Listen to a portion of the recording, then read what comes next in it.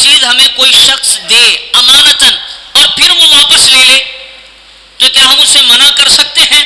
تو حضرت ابو طلحہ بن عبید اللہ تمیمی رضی اللہ تعالیٰ عنہ نے فرمایا کہ نہیں، منع کرنے کا سوال ہی پیدا نہیں ہوتا، منع کیوں کریں گے؟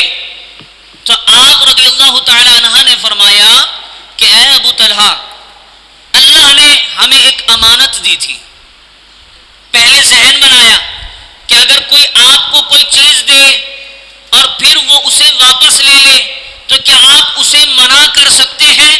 کہ آپ کی فطرت اس بات کا تقاضا کرتی ہے کہ اسے منع کر دیا جائے؟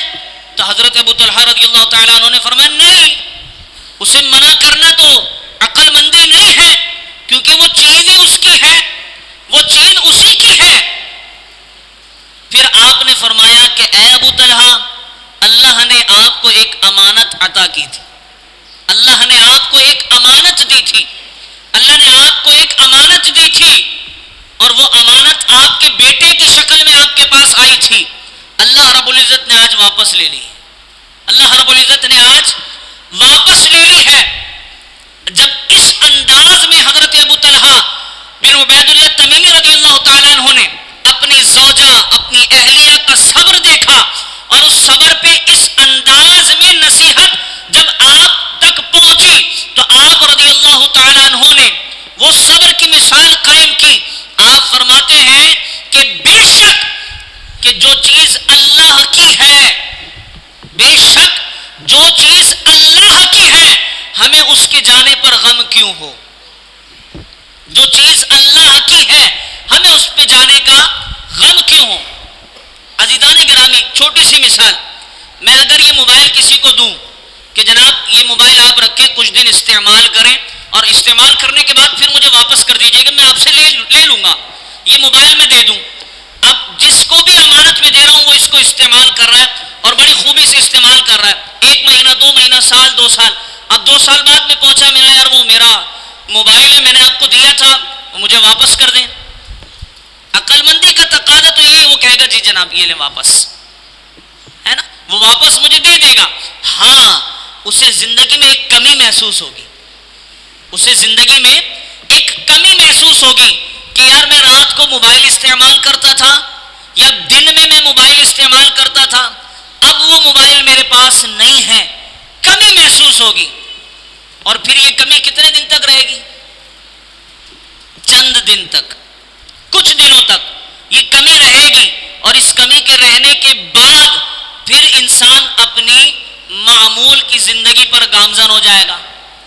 اب بالکل اسی طرح کوئی شخص ہو اور اس کا حلیہ ہو، بڑی بڑی زلفیں ہوں، چہرے پر بڑی سی داڑھی ہو، اللہ نہ کرے کوئی ایسا کر لے، سمجھانے کے لیے عرض کر رہا ہوں، اس کی بڑی بڑی زلفیں ہوں، چہرے پر داڑھی ہو، اور آپ اسے روزانہ اسی انداز میں دیکھتے ہو، اور ایک دن اچانک وہ آئے، اپنی زلفیں بھی ترشوا دے اور معاذ اللہ اپنی داڑھی بھی کٹوا دے، تو آپ کو وہ شخص اچھا نہیں لگے گا، وہ شخص اچھا نہیں لگے گا۔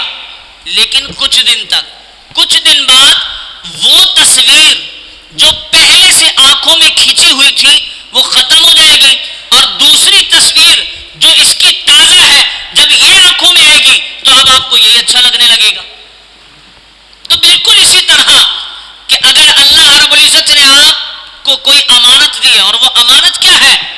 اللہ رب العزت نے واضح فرما دیا کہ جناب آپ کا مال، آپ کی اولاد، آپ کے دل میں جو ڈر پیدا ہوتا ہے، وہ خوف، یہ ساری چیزیں اللہ کی امانت ہے۔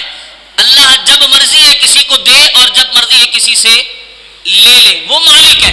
جس طرح موبائل کا مالک موبائل واپس لے سکتا ہے، اور عقل مندی یہ ہے کہ آپ کی زبان پر خاموشی ہو، آپ بالکل سائلنٹ رہیں، عقل مندی یہی ہے، تو سائلنٹ پھر اس وقت بھی رہا جائے جب مالک حقیقی، یہ تو مالک حقیقی نہیں ہے نا موبائل کا جو مالک ہے، وہ موبائل لے رہا ہے تو آپ کی زبان پر خاموشی ہونی چاہیے، اور جب مالک حقیقی اپنی امانت واپس لے لے تب بھی زبان پر خاموشی۔ فطری تقاضا ہے، آنکھوں میں آنسو بھی آتے ہیں، فطری تقاضا ہے، اور شریعت نے اس سے منع نہیں فرمایا۔ خود حضور علیہ الصلوۃ والسلام کہ جب آپ کے شہزادوں کا وصال پر ملال ہوا تو میرے کریم آقا علیہ السلام کی آنکھوں میں آنسو مبارک تھے، تو آنسوؤں سے اسلام نے منع نہیں فرمایا، رونے سے اسلام نے منع نہیں فرمایا، ہاں لیکن اتنا کہ سارا محلہ نہ سنے، سارا محلہ نہ سنے، ساری آبادی نہ سنے۔ اب جن کے گھر میں ایسے لمحات آتے ہیں، یقیناً اس وقت بھی اگر سن رہے ہیں تو وہ یہی کہیں گے کہ انہیں کیا پتا، یہ حالات تو ہمارے گھر میں ہوئے نا، انہیں کیا معلوم، انہیں اندازہ ہی نہیں ہے کہ ہمارے گھر کے حالات کیا ہیں، ہمارے گھر میں کس تکلیف سے لوگ گزر رہے ہیں۔ تو عزیزان گرامی میں عرض کرتا چلوں کہ یہ جو تکلیف، یہ جو حالات اب ہم پر آئے ہیں، یہ ایک فطری عمل ہے، صحابہ کرام پر بھی آئے تھے۔ اور قبرستان میں جب کسی صحابی رسول کا انتقال ہو جاتا تھا، قبرستان میں دفنانے کے بعد جب لوگ باہر آتے تھے تو پہچاننے والے کو یہ پہچاننا مشکل ہوتا تھا کہ کس کے باپ کا انتقال ہوا ہے، کس کے بیٹے کا انتقال ہوا ہے۔ ہر ایک فکر آخرت میں اس قدر آنسو بہا رہا ہوتا تھا، پہچان مشکل تھی۔ جناب یہ بھی رو رہے ہیں، یہ بھی رو رہے ہیں، یہ بھی رو رہے ہیں، یہ بھی رو رہے ہیں، آخر ہم تعزیت کریں تو کریں کس سے؟ تو رونا جائز ہے اور یہ فطری تقاضا ہے، لیکن جو حالات اب ہم پر گزر رہے ہیں یہ صحابہ کرام پر بھی گزرے ہیں، اور صحابہ کرام علیہم رضوان نے مثالیں قائم کی ہیں کہ جناب جب تم پر ایسے حالات آ جائیں تو پھر ایسے حالات کے آنے پر تم نے صبر کرنا ہے۔ مولا صبر تو کر لیں گے، پھر کیا ہے؟ پھر اللہ رب العزت نے فرمایا اولئک علی اولئک صلوات من ربہم ورحمہ، پھر جو صبر کرے گا نا اس پر اللہ رب العزت کی طرف سے رحمت نازل ہوگی۔ اب وہ رحمت پھر اولئک علی اولئک هم المہتدون، اور جس پر رحمت نازل ہوگی اس کی وجہ یہ ہوگی کہ وہ شخص، وہ لوگ، وہ اللہ رب العزت کی طرف سے ہدایت والے لوگ ہوں گے۔ اب کسی کا انتقال ہو جائے، پہلی بات تو یہ کہ صبر کرنا ہے، پھر دوسری بات انا للہ و انا الیہ راجعون، یہ پڑھنا ہے۔ حضرت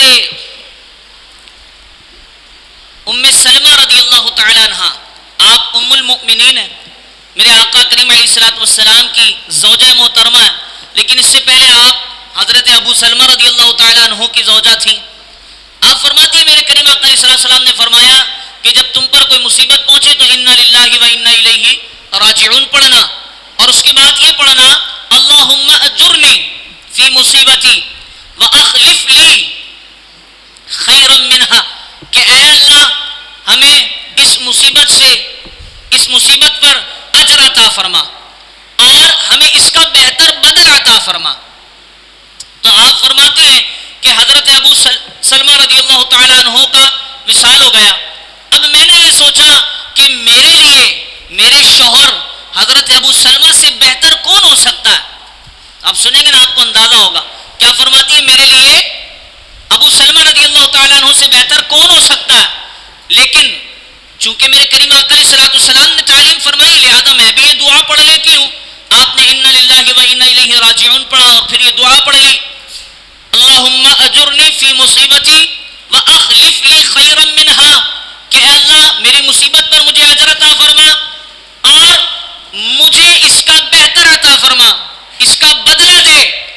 تو حضرت ام سلمہ رضی اللہ تعالی عنہ فرماتی ہیں کہ پہلے میں یہ سوچتی تھی کہ اس سے بہتر میرے لیے کون ہو سکتا ہے، لیکن جب میں نے یہ دعا پڑھی تو اللہ رب العزت نے مجھے رسول کریم صلی اللہ علیہ وآلہ وبارک وسلم عطا فرما دی ہے۔ پہلے یہ سوچتی تھی کہ اس سے بہتر کون ہو سکتا ہے، لیکن پھر اس کے بعد اللہ رب العزت نے حضور علیہ الصلوۃ والسلام عطا فرما دی۔ تو بہرحال ہمیں صبر کرنا ہے، اور صبر کرنے پر اللہ رب العزت نے بڑا اجر رکھا ہے۔ اور پھر اللہ رب العزت نے جب کسی کا عزیز کا، محبت کرنے والے کا انتقال ہو جائے نا، انتقال سے لے کر تدفین تک جتنے غم سے عزیز اقربا گزرتے ہیں، اللہ رب العزت نے اس سارے وقت میں ان عزیزوں کے لیے نیکیاں رکھی ہیں،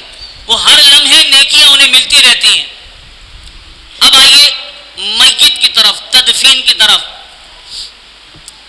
کچھ صورتیں ایسی ہیں کہ جنہیں دیکھ کر دل خون کے آنسو روتا ہے.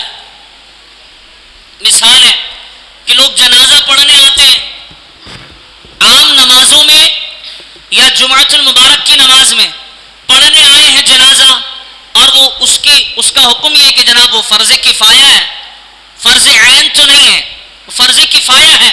اب جنازہ پڑھنے آئے ہیں لیکن مسجد کے باہر کھڑے ہیں، مسجد کے باہر کھڑے ہیں، جنازہ گاہ کے باہر کھڑے ہیں، جنازہ پڑھنے آئے. جناب نماز ہو رہی ہے، کوئی پرواہ نہیں، آپ کیوں آئے؟ جنازہ پڑھنے آئے. اچھا، وہ نماز، فرض نماز جو فرض عین ہے وہ ہوئی اور ہو گئی، وہ جنازے کے انتظار میں کھڑے. اب جب جنازے کی صف بندی ہو رہی ہے تو وہ سارے کے سارے کیا کر رہے ہیں؟ جلدی سے آ کر جنازہ پڑھیں گے، جلدی سے آ کر کے جنازہ پڑھیں گے.